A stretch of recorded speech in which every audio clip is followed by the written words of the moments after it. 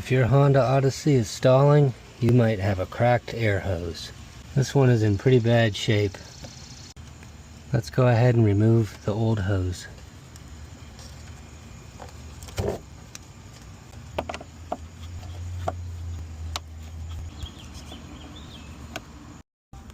Let's remove the air filter.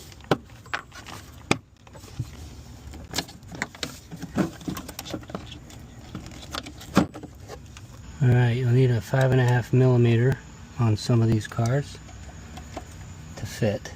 Otherwise you're going to have trouble getting this rear one off.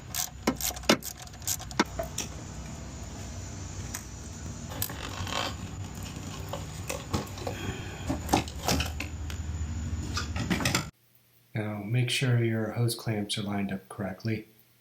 This one is backwards. We're going to swap in the original hose clamp.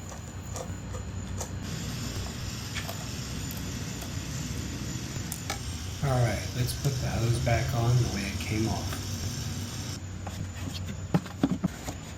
Reinstall the air filter housing. We're going to tighten the hose clamps and reattach the plugs.